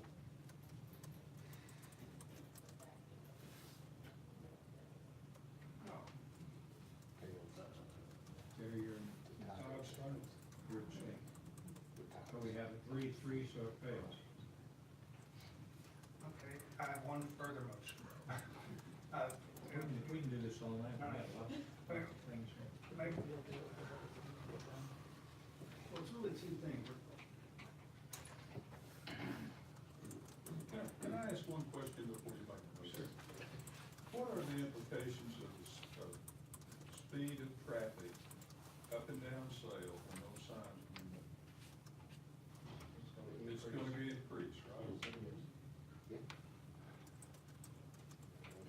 Actually, traffic engineering wisdom says that if you've got a street that has too fast of traffic, that you don't just put up stop signs every so often to slow things down, because people will see that it's not necessary to stop, they'll cruise on through, they'll accelerate out, so it kind of creates a noisy, dysfunctional traffic pattern to put stop signs where they're not needed.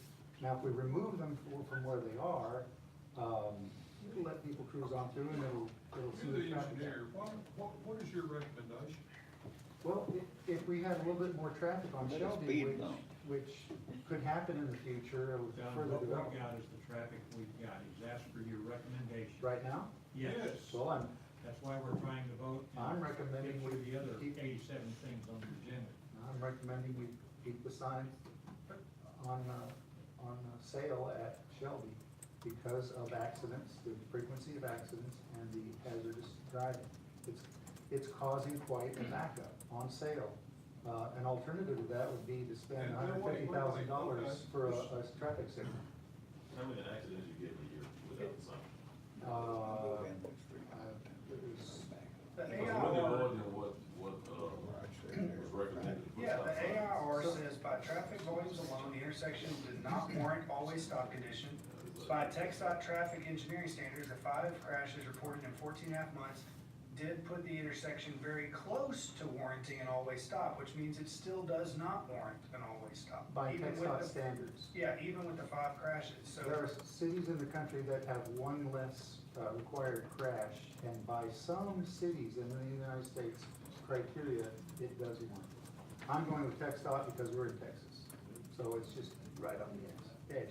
But another criteria is difficulty in making left turns, and another criteria is, well, crashes, but it all adds up where I'm Whatever recommending. staff recommends.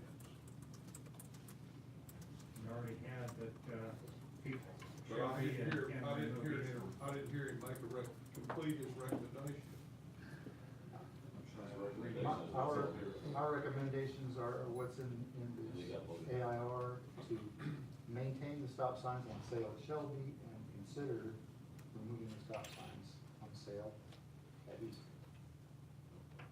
With great Which caution. is what we had as the first motion. That's, Okay. which did not pass. Do we have another motion? I'll make a motion. Why not? Everybody that drives through there, just go to Chick-fil-A or somewhere, reroute themselves. And we take a stop sign. Business instead of joking. I'm serious. He says he goes down there quite a bit to go to Chick-fil-A. So he wants the stop sign removed.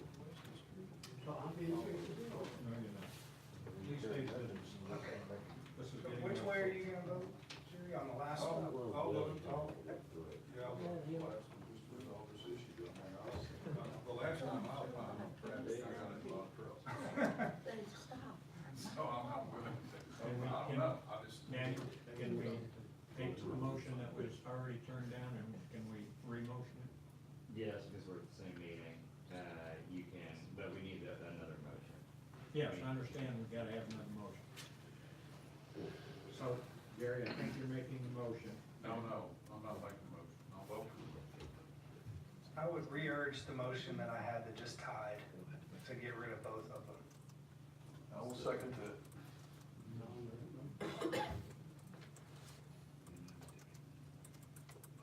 Okay, so Brent says remove both, James seconds. Please vote.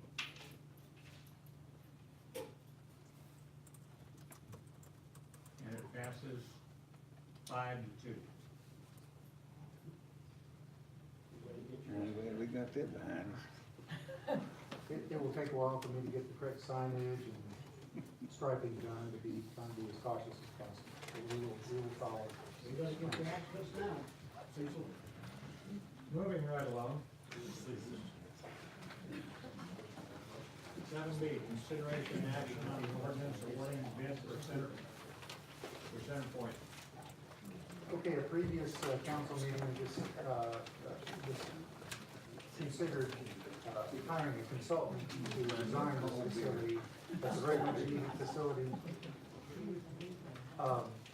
We make water in the north side of town. Our growth, 90% of our growth is on the south and southwest side of town. Pressures in our water system have been decreasing. A couple years ago, we decided we need to address this, and so we have hired Hager Engineering, and we have advertised their plans to correct this. It involves really high-powered pump station and some really nice ground storage tanks at the Center Point Water Tower site. And we received 3 bids. They all came in within 5% of each other. These are good companies. We think this represents a good price because of that 5% tightness. The bid that came in puts things about 9% higher overall, considering the pump station and the ground storage tanks. It puts it 9% higher than Hager estimated at first.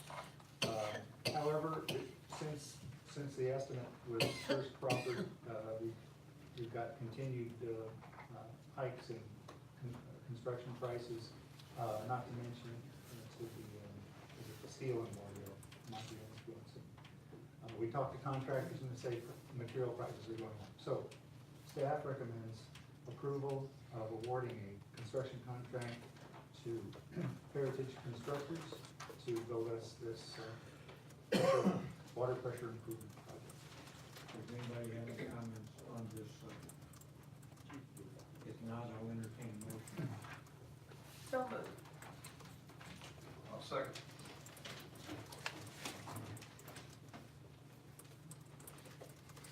Please vote. 7-0. Thank you. Thank you. Next is item 7C, consideration and action on ordinance authorizing entry agreements between City of Greenville and non-government agencies. Talia? Thank you, Mayor and Council. This is an ordinance approving the funding amounts that went through the 18-19 budget process for non-governmental agencies. The 3 agencies will be Senior Center Resources and Public Transit, Drug-Free Greenville, and Keep Greenville Beautiful. Any comments or questions? If not, I'll entertain a motion to approve as recommended. So moved. Second.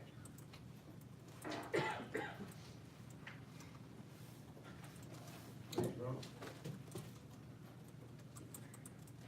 That's 7-0. Thank you. Item 7D, consideration and action on an ordinance awarding the construction contract for new playground equipment at the 3 different parks. Mayor, Council, thank you.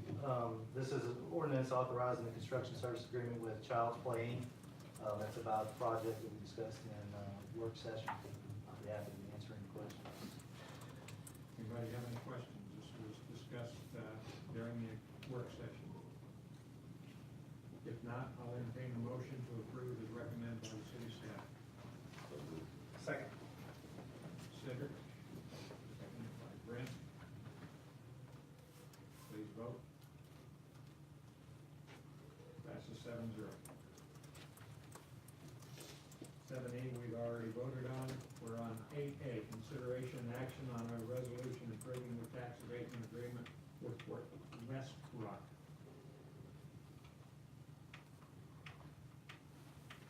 Move for approval. Second.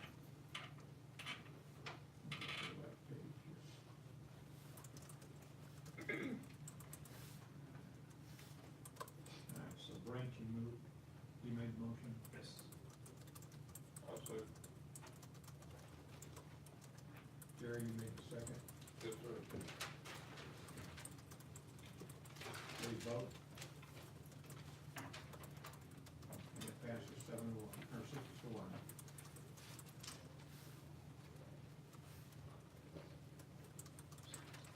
Next item, consideration action on a resolution approving revision to the city's Greenville investment policy.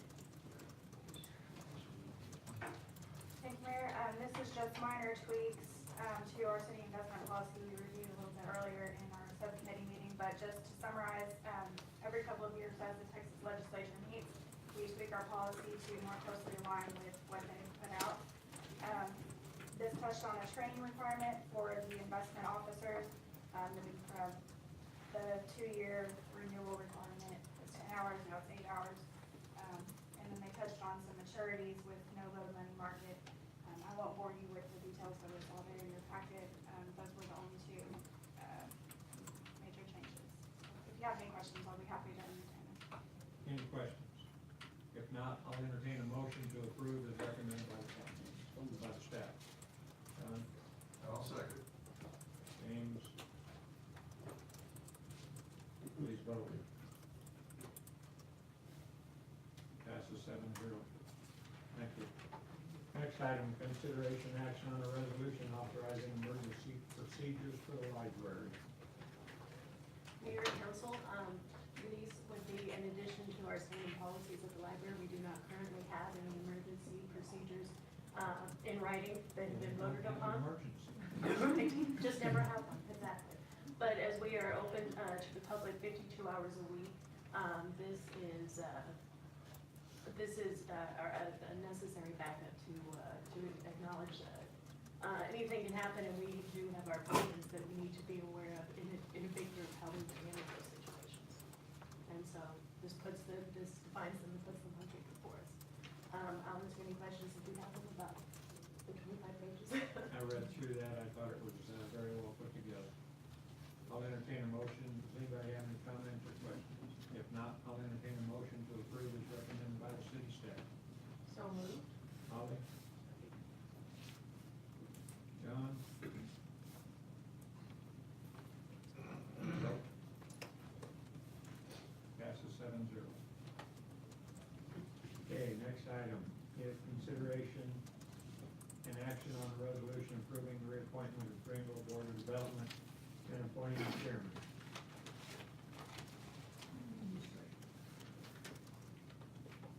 We have in our boards and recommendations, people are placed on boards, committees that we have. There's 2 that are up for reappointment. You can serve your terms and then you term out.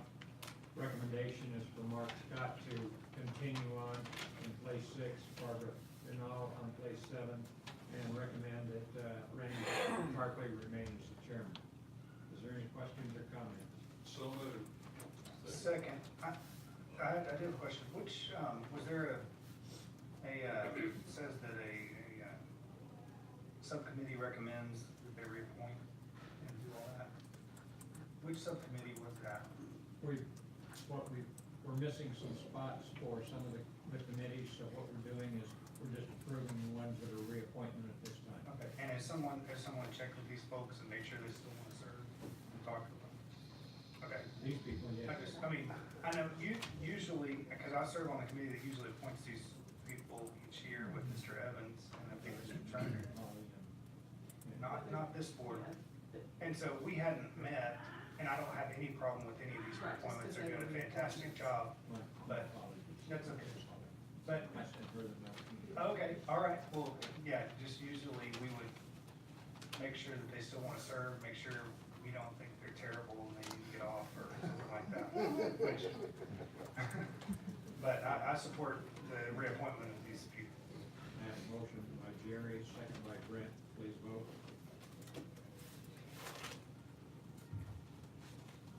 Passes 7-0. Thank you. Next item is approval of those for the Greenville Housing Authority Commission.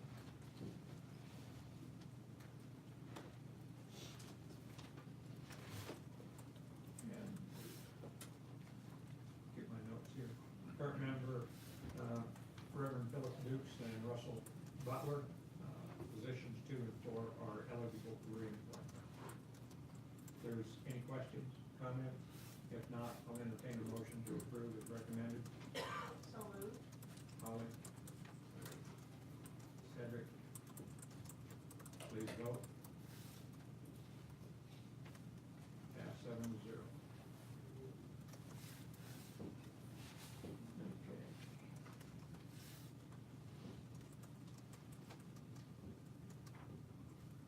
Next is members for the Civil Service Commission. And we have Mr. Tim Dooley in place 1 and Reverend Melva Hill in place 3 for reassignment. Any questions? If not, I'll entertain a motion to approve as nominated. So moved. Second. Jerry seconds. Please vote.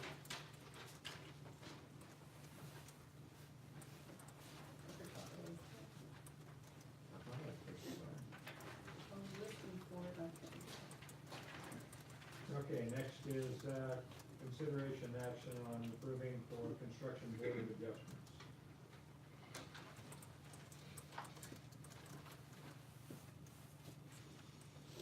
And the people up for reappointment.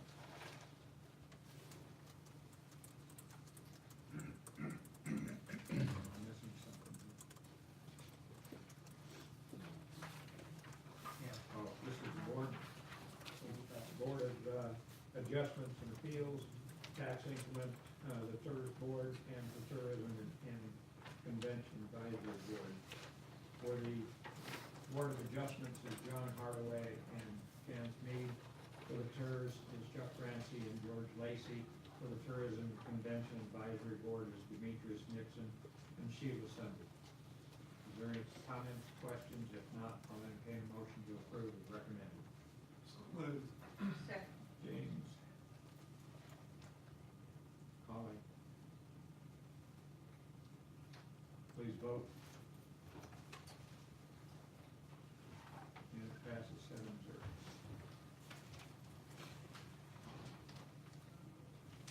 Okay, item H. We're zipping right along here. This is a resolution approving an interlocal agreement between the MCT COG and the city of Greenville. Chief? Good evening, Mayor, Council. What this basically does is enter into an agreement with the COG that will allow us to take advantage of a grant issued by FEMA, the Federal Emergency Management Agency, and it will enable us to update our hazard mitigation action plan. What that is basically it identifies potential disasters that we may incur, say tornadoes, hailstorms, ice storms. Flooding is a big component there. Helps us identify what our risk is there and how that we may mitigate those risks in the event that that does happen within our city. That needs to be updated, that plan needs to be updated periodically. And so those get pretty comprehensive, and we would definitely normally ask for outside help. And if we did that privately, obviously it would cost us money through the COG. We've been able to apply for this grant and receive it. We do have a small cost share that's there. It's right now it's about $2,800, but with that, we'll be able to offset through in-kind services. So it won't cost us anything because of the time that we have to put in to the plan ourselves. So, the end of the day, it's really it's a no-brainer. Any questions on any of that? All right, this time I'll entertain a motion to approve as staff recommends. So moved.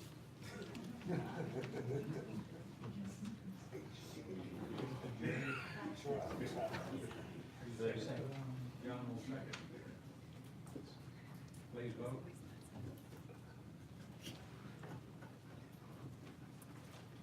Passes 7-0. Thank you.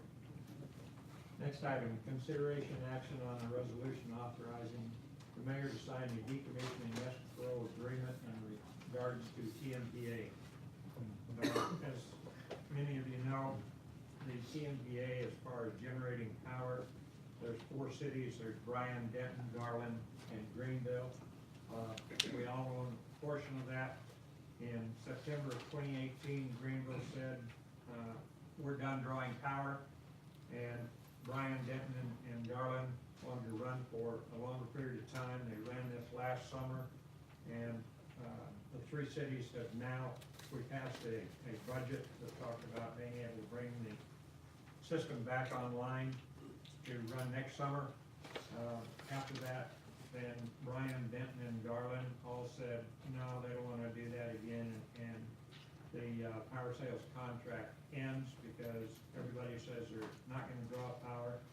So the budget that was set up for generation is being reallocated to a decommissioning budget. And what that is to basically take the plant apart and dismember it. This was voted on by the TMPA board on November 15th and passed by 7-0 members. 1 member was absent.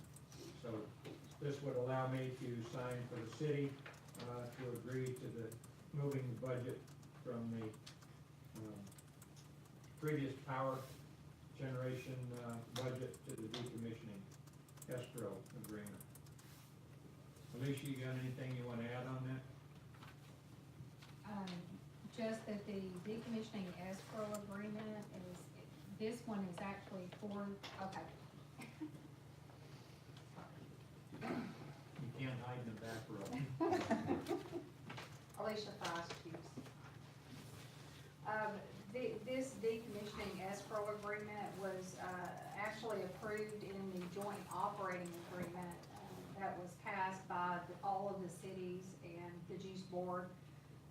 What this does is govern how the funds for decommissioning will be handled by the cities and by the escrow agent. And so it was approved as to form and in substantial format when the JOA was approved. This is the final language that was agreed to with the escrow agent. Any questions? If not, I'll entertain a motion to allow me to sign as the city TMPA representative representing the city council on this authorization. John? Second. Holly? Please vote.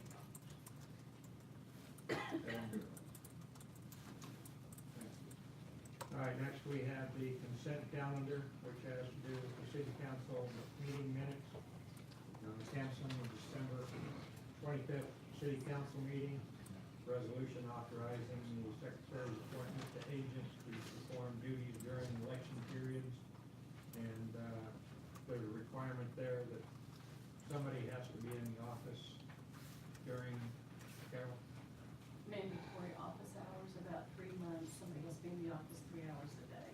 So if I'm out for some reason, I can get back. Yeah, so that authorizes and recommends that we use Doyle to be your backup on there. And then we have a resolution approving several purchases. Does anybody have any comments or wish to talk on any of these particular subjects? If not, I'll entertain motion to approve the consent calendar. So moved. Second. Okay, Holly. John, please vote. Passes 7-0. Thank you. And next we have the October 2018 financial report. Connie? Mayor and Council, this is, of course, a little bit lagging just because, like I mentioned earlier, our meeting scheduled around the holidays. We'll be caught back up here around January. So as of October 31st, we're 8% through the fiscal year. Of course, that is our first month of the fiscal. Looking at the general fund, as of October 31st, revenues came in at $1.2 million, or 5% of expected collections. The largest portion of that is sales tax, just because of the timing of property taxes. Sales tax as of that month is our fees. General fund expenditures, around $2.3 million, or 9% of budgeted expectations. And public safety is our largest expenditure thus far.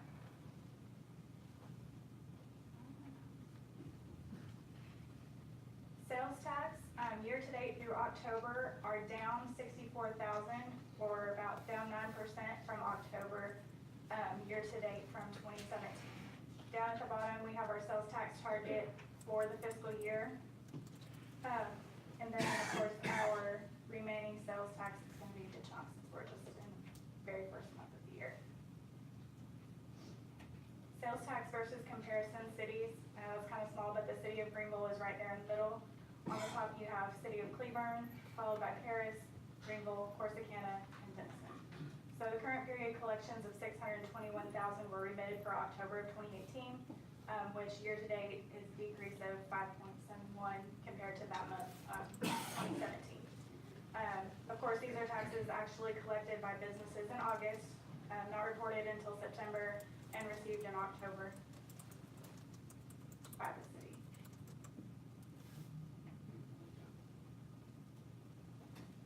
This is looking at the city-only portion of the sales tax, which for Greenville amounts to about $569,000. And this is showing you a picture of October sales tax over several years. That very first bar shows 2009, and then of course we had a little bit more of a spike around 2016, and we dropped back just a little bit in 2018. Water and sewer fund revenues through October are $1.2 million, or about 8% of budgeted expectations, which is right where we would expect them to be. Hotel motel through October decreased around $4,800, or about 9% from prior year. Happy to answer any questions you guys might have. Any questions? So you feel everything's on track? Aside from sales tax, just looking at November, just to give you an idea, November is almost exactly flat from last year. We're up about $2,000 in that month. So to this point, we're looking at about a 9% dip in sales tax. So Everybody buy your Christmas presents local. yes, shopping Greenville for Christmas. Other than that, though, we're on track. Thank you. Thank you. Next item is city council discussion proposed agenda item. Does anybody want anything on the next agenda? Moving right along, we have board. Board and commission.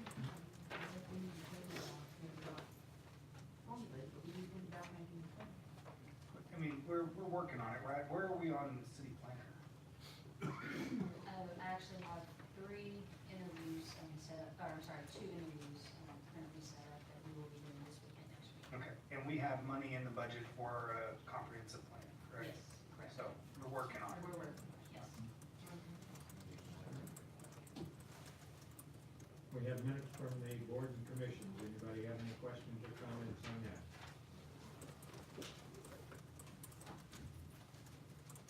If not, I have 7:57. We will go out of open session and we will go back into it.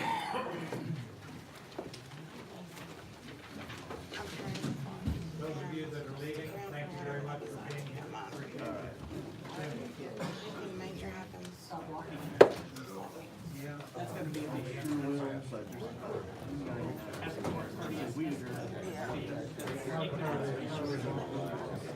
I think that's part of the public web. I'm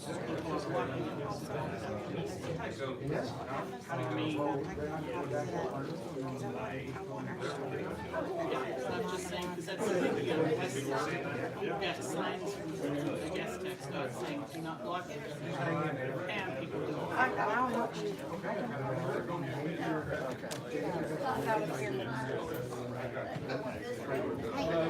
And for me, it's like, if I don't like it, there's a red light ahead, I'm not gonna block it.